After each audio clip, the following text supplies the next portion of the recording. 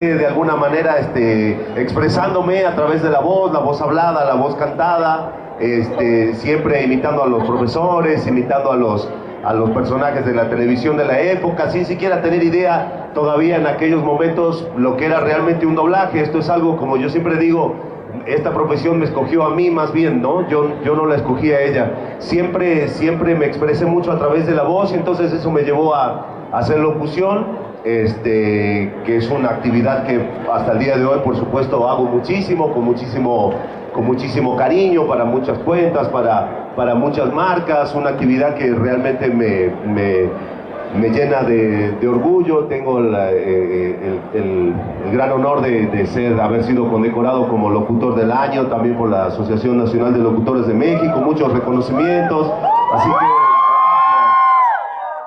muy contento, una actividad muy linda. Cuando yo llegué a México hace 15 años, pues fue lo primero que empecé trabajando.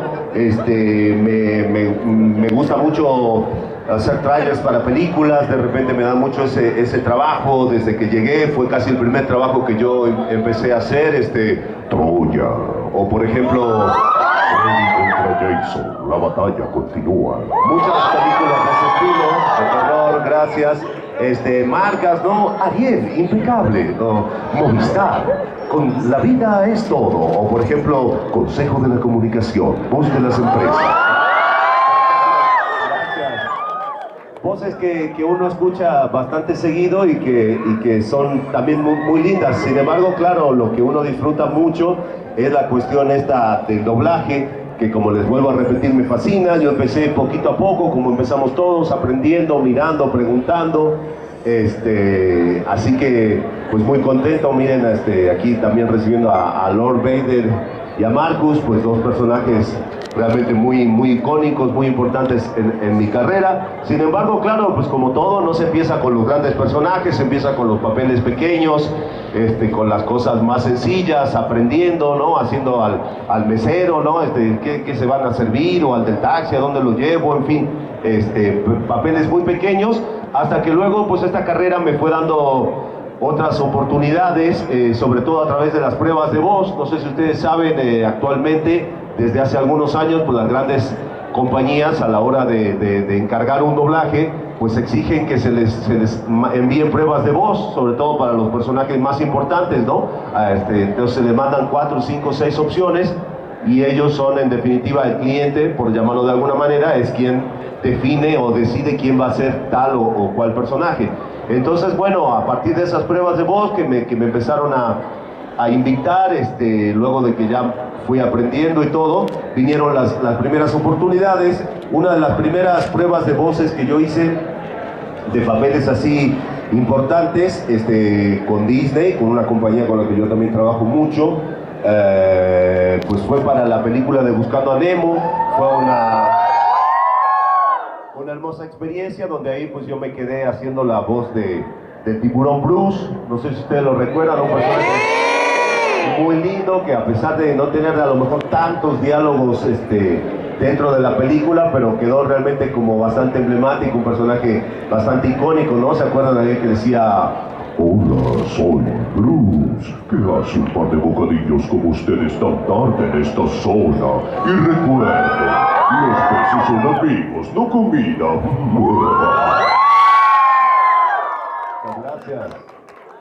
Gracias.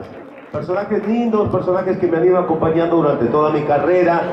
He tenido también la oportunidad de prestarle voz a personajes de los cuales primero yo era fan, y de repente tener la posibilidad de doblarlos, pues es algo muy lindo, muy interesante. Personajes clásicos, por ejemplo, como el Pato Lucas, ¿no? Yo recuerdo desde muy niño, ahí en mi tierra natal, pues en aquella época no teníamos prácticamente televisión, era un solo canal de tele, en blanco y negro, comenzaba a las 4 de la tarde, entonces yo ya desde las 3:30 estaba sentado viendo las rayitas, y esperando para poder ver las caricaturas clásicas, y entre ellas pues el Pato Lucas. La vida, bueno, me dio esta posibilidad tantos años después, de haber sido también escogido a través de una prueba de voz para doblar a un personaje tan icónico como es el Pato Lucas, ¿no? Entonces uno se siente pues muy gratificado y es imposible cada vez que yo hago al Pato Lucas no recordar a ese niño que yo era, que se sentaba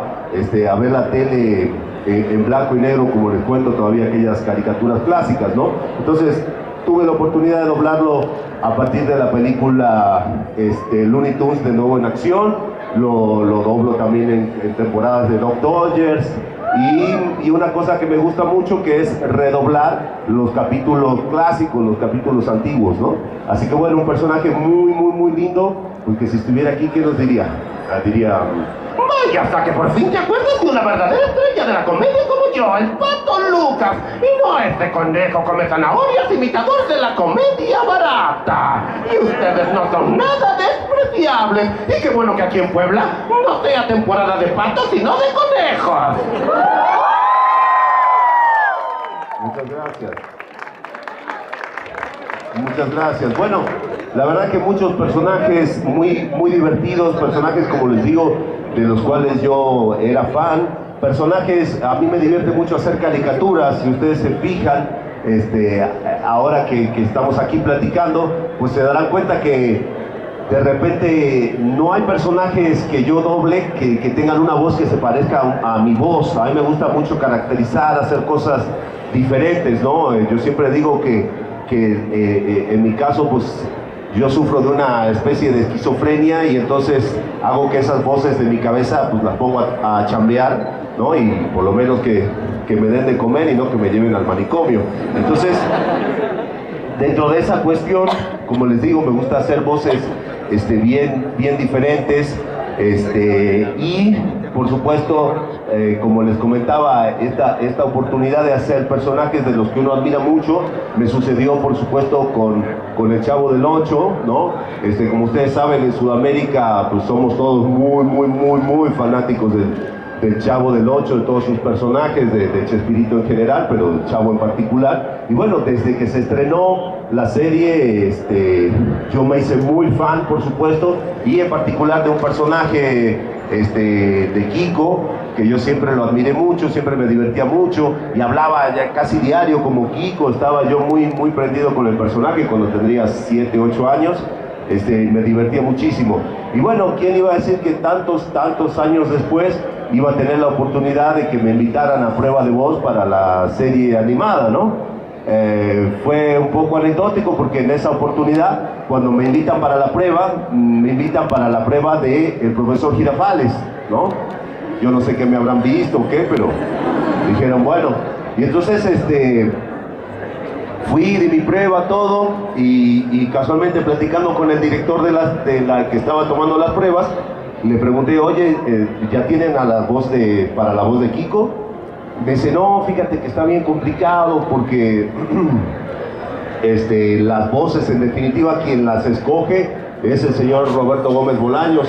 Vivía todavía Chespirito en aquella época, y él es el que define, y realmente los dos últimos personajes que quedan, que no se han definido, pues son el del profesor Girafales y el de Kiko. Se le ha tomado prueba de voz a mucha gente y no terminan de escoger a nadie. Entonces, pues yo me acordé obviamente de cuando era muy niño y lo hacía y todo, y le dije, oye, dame la oportunidad de que te haga la prueba. Pues este amigo me miró, una carita un poco escéptica, pero me dijo, sí, no hay problema. Me acordé de todo cómo lo hacía cuando yo era niño, di la prueba con muchos nervios, por supuesto, y bueno, tuve la gran satisfacción de que una semana después me hablara para decirme que me había quedado con ambos personajes, con el profesor Girafales y con Kiko. Y así salí durante varios capítulos de la primera temporada haciendo ambos personajes. Luego, por cuestiones de logística, pues me quedé haciendo nada más que a Kiko. Lo he hecho durante todas las caricaturas del Chavo.